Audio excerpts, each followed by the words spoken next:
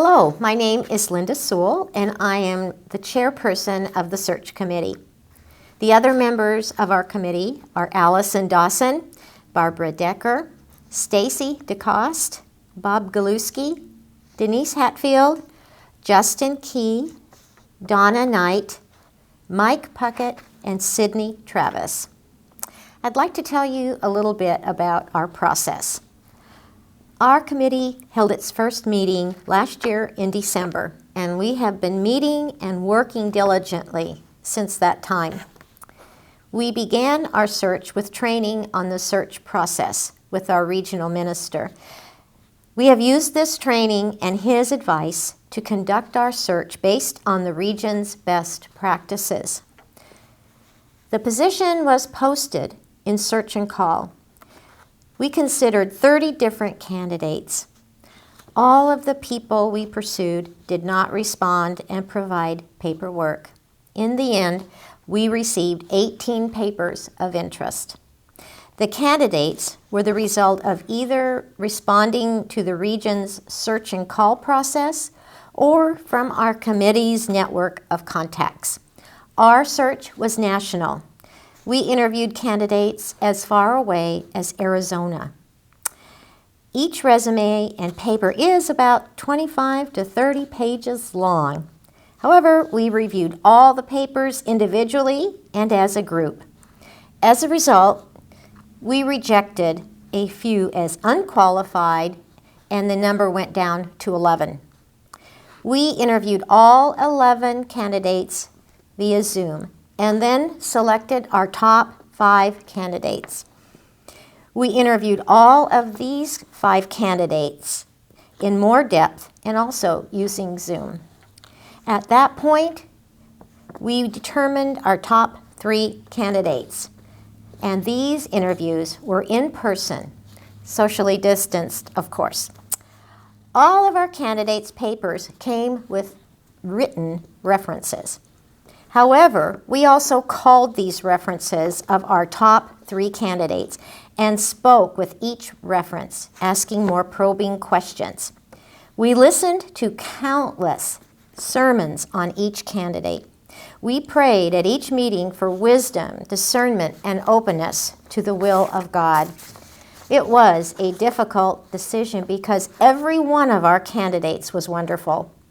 The good news is that our denomination has some wonderful, talented ministers, and our committee enjoyed getting to know these people.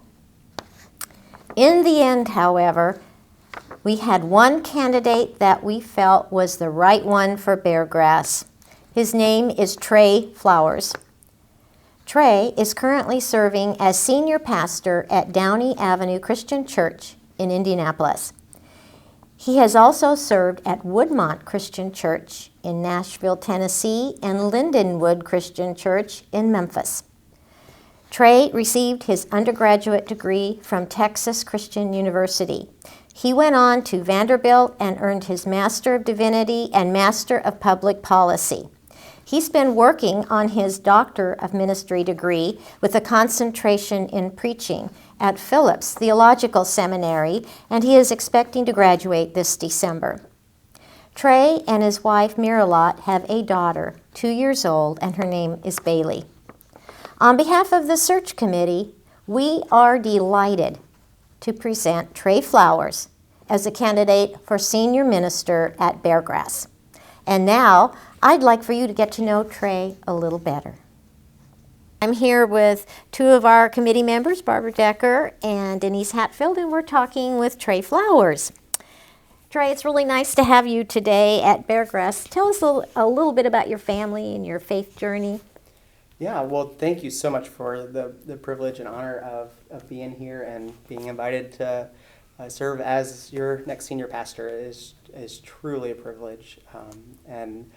I'll tell you a little bit about me and say up front that the best part about me is my wife, Marilyn, is pretty awesome. She is, in addition to being my best friend, has done so much good through her career in the nonprofit sector. She's been in education for much of her career, and over the last several years has been in nonprofit workforce development, helping people find jobs in the economy and really building up a sense of community in Indianapolis. And Disciples of Christ has been such a formative part. This denomination has really helped, I think, shape our relationship and shape our lives. I wasn't born into a Disciples church, but almost. When I was a kid, we joined the Disciples church in my hometown of Memphis, Tennessee. And we didn't know much about Disciples at the time. The Lindenwood Christian Church had this amazing youth group. Kids from all over the city would come to be part of the children's ministry, the youth ministry. And so when friends invited us to be part of the church, we went without really knowing much about Disciples. But over time, that really changed, and the denomination had such an impact on our lives. After a couple years there of really learning about what made us disciples, it was clear to me that being part of a disciples community, serving in a disciples church, felt like a calling that I had. And so even in high school, I volunteered and worked in our church's summer camp, and then eventually became the director of that disciples camp. And for the last 21 years, ever since, I've been working in disciples churches, including the last 13 years as a disciples minister. But more than even just my own faith journey, my own calling, Disciples has shaped our lives in a number of ways. I went to a Disciples college at Texas Christian University, go Frogs, and then also went to Vanderbilt Divinity School for seminary, where I lived at the Disciples Divinity House. And then when I started my doctorate work, I did that at Phillips Theological Seminary in Oklahoma, another great Disciples school where my mother-in-law is actually the current president of the school. So all through my education have been steeped in Disciples. And even more than that, my wife Marilyn's actually fifth generation disciple on both sides of her family, which makes our 2-year-old daughter Bailey a 6th generation disciple of Christ. But Disciples actually is responsible even for Marilyn and I meeting in the first place. We met at the Disciples General Assembly in Indianapolis back in 2009. Yeah, that's really neat. So we owe our relationship to Disciples, and now that we've got a 2-year-old daughter of our own, the thought of raising her in a community of faith that shares our values and our hopes just feels like such a blessing. Mm-hmm. What attracted you to Beargrass? Well, it's very clear that Beargrass is an incredible community. It has a rich history going back to the founding of our nation even.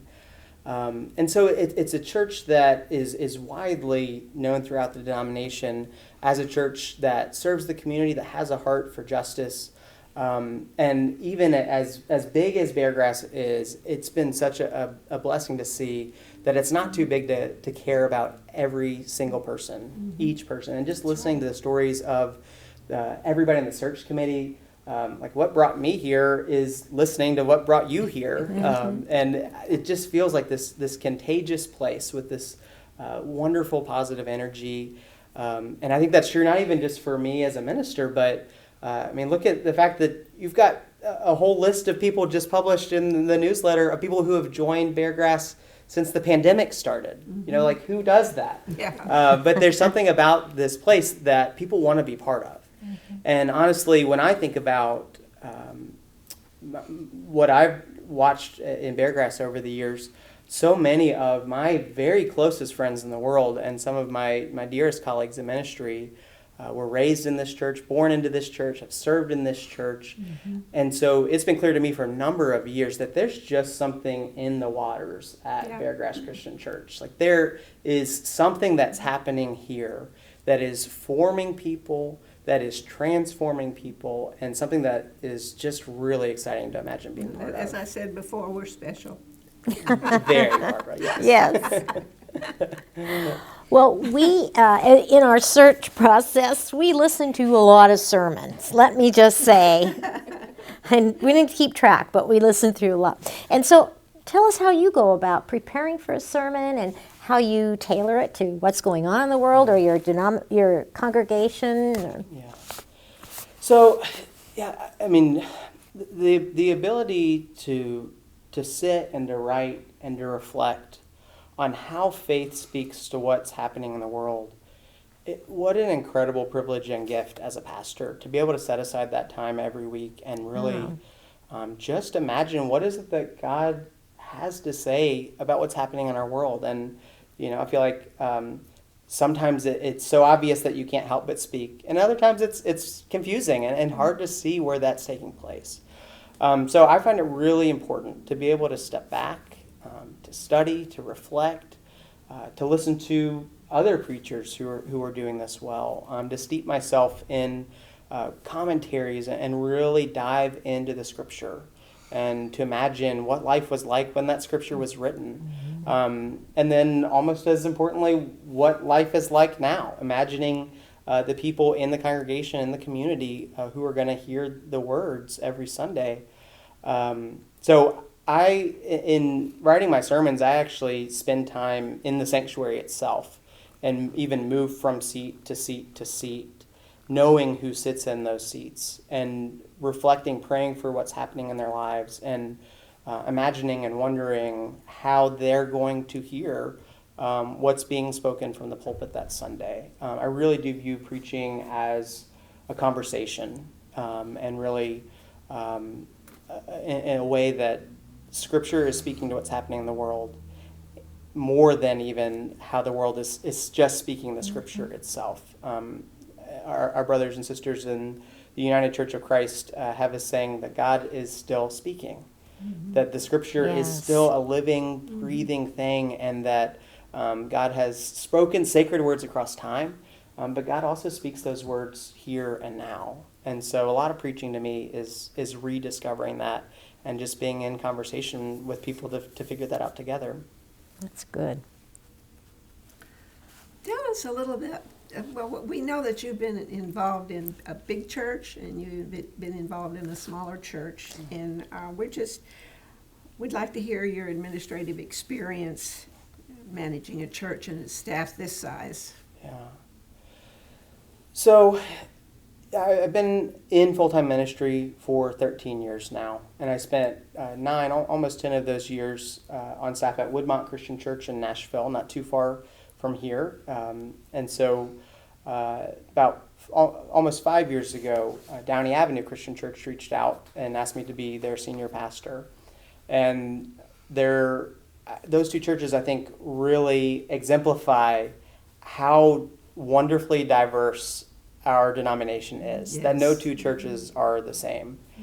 And so spending 9 years in a really huge church and being part of a huge staff gave me opportunities and experiences to lead, to manage multiple staff, to work with other ministers, to supervise huge teams of volunteers, and to learn how to be stewards of resources in a large church. And so I felt like I was able to learn so much from that experience. And again, having grown up in a large disciples church, that really is the world that I've known for not just most of my career, but most of my life. And so coming to Downey Avenue Christian Church, which is a really historic church in our denomination. At one point, it's estimated that there were 300 members of the church who were ordained ministers. And so it's a church who understands ministry. They were across the street from the headquarters for our denomination. And so even though it was a smaller church than Woodmont, I felt like I was able to blend both worlds and to bring some of the wisdom, the experience, the trial and error of my previous experience, and to learn to do ministry in a setting without quite as many resources, without as big of a budget, without as many members. So I feel really blessed to have had both of those experiences. I think they have both deeply formed me. And I think that there's a lot that bigger churches can learn from smaller churches. I think there's a lot that smaller churches benefit from the wisdom of bigger churches. And I think that more than anything, it's really a matter of how do we recognize we're all part of the same family, we share the same denominational heritage, and that we're really in this together. You mentioned managing resources. How do you approach stewardship? Well, so I'm probably the weird minister who actually really looks forward to the stewardship campaign. In our church now, we actually call it a stewardship journey. Oh, I because like that. it I do feels too. like a process that we're in together. And stewardship to me is the occasion every year to be able to step back from the life of the church, of going just Sunday to Sunday. It's a time to step back and say, who are we as a people? What is God calling us to do, to be, to become in the year ahead? How is it that we're called to bring our resources together to share our time, our talent, and our treasure for a greater purpose? And I think in that process, you discover a lot about who a church is.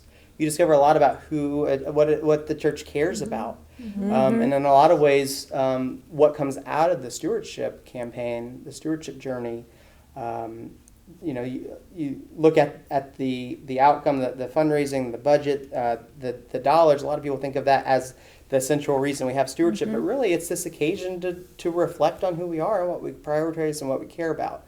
And in that way, the budget that does come out of that process is truly a moral document. It reveals the church's priorities. And so the opportunity to do that every single year. Yeah. And to step back and say, what is it that God's calling us to do next, to be next, to become next? It's really an amazing opportunity that's taken for granted sometimes. Well, you've had experience in mission work, and I'd like to know what you think of the mission of the church should be. Yeah. So that's a big question.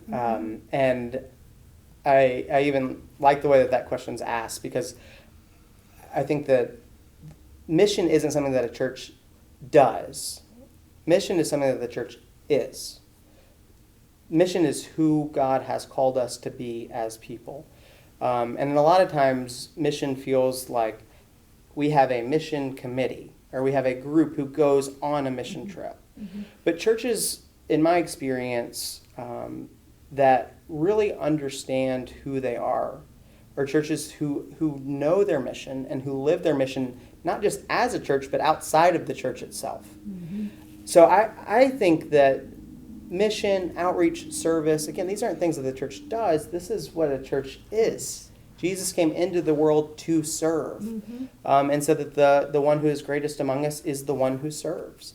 So the ways that Beargrass has been able to organize mission, to organize outreach, in really creative and bold ways to work for justice, it's inspiring and something that feels amazing just to consider being part of. So whether it's pedal power to help people get rehabilitated, or if it's the refugee work that happens here, like there are real tangible ways that you can see Beargrass having an impact in the community. And one way to think about mission is a church's mission is, what is it that if your church did not exist, if it were gone tomorrow, what would be missing from the world? Oh, wow. Yeah. And a lot of churches, I think, struggle to be able to answer that question. Maybe identify, well, we're a church in this part of town, or we believe this, and all of that matters. All of that's part of your identity. But your mission is, what is it that God has uniquely called you to be in the world? And that's a big question. That's a life-changing question.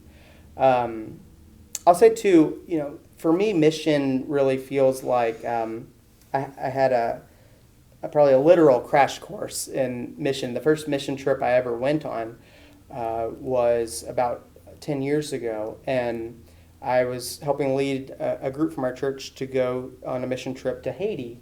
Disciples have a really great partnership with some organizations in Haiti, and in the middle of that trip was the earthquake that happened. We were in Port-au-Prince, Haiti, Wow. the day that the earthquake Oh, my happened. goodness.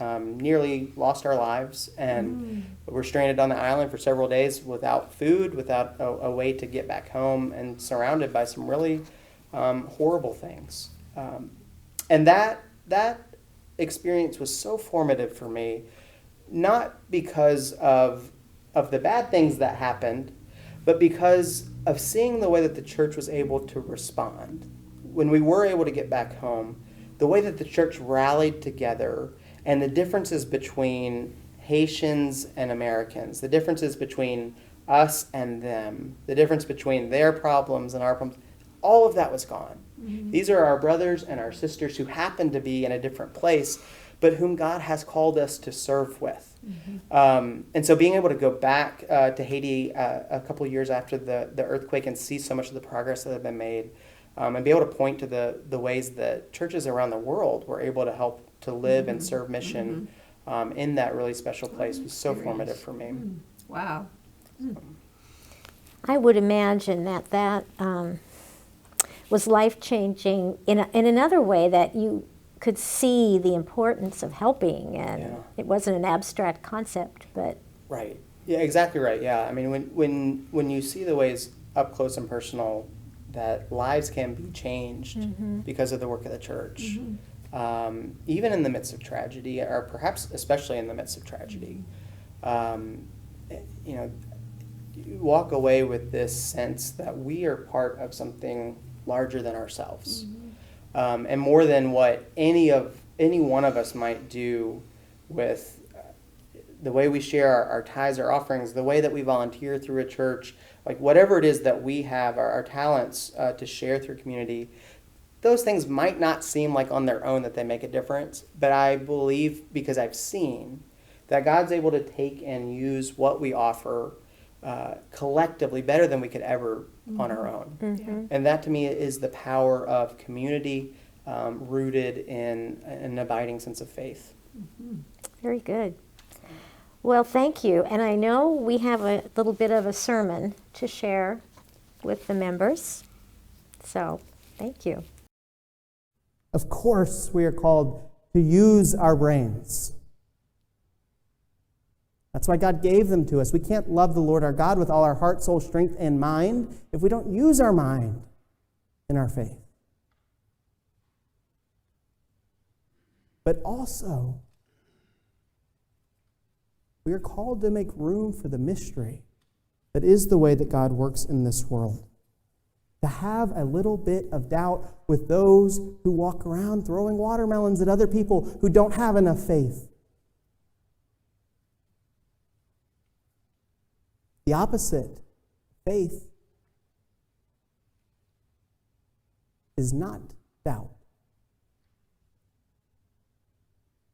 The opposite of faith is not doubt. Faith is having a belief in something that you cannot know. Faith is having a belief in something you cannot be certain about. The opposite of faith is certainty. If there's something that we have no doubt about at all, that's just knowledge. We don't have to know. We don't have to have faith that the sky is blue. We can look outside and see it for ourselves. But faith is that thing that says we won't always have the answers. Doubt is a sign of faith in progress. And it's mustard seed faith. Those tiny little seeds that we're about to lose from our pocket. That says there's enough room for God to work. We don't get all the answers. Mustard seed faith is that thing that helps us ask the question. It's not that if you have faith the size of just a little mustard seed, you can move mountains. But imagine if you had faith the size of an heirloom tomato, what more could you do? There's nothing bigger to move than a mountain. It's don't let your faith get too big for your britches. Let there be room for God to work. Mustard seed faith.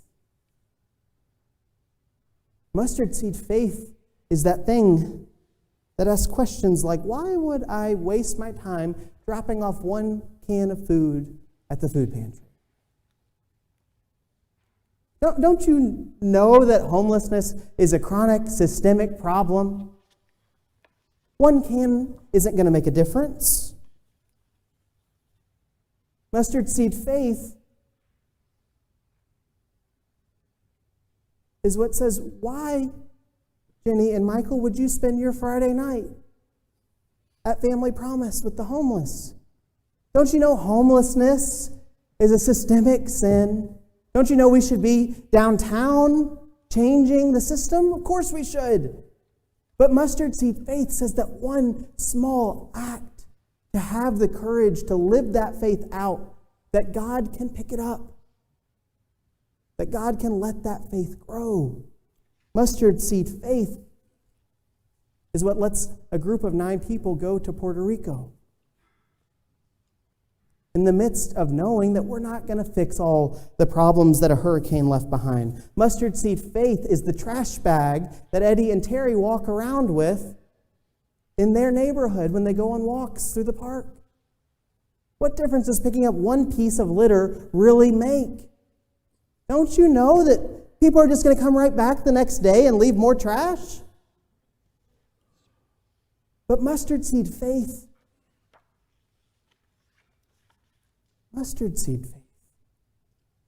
leaves room for God to work.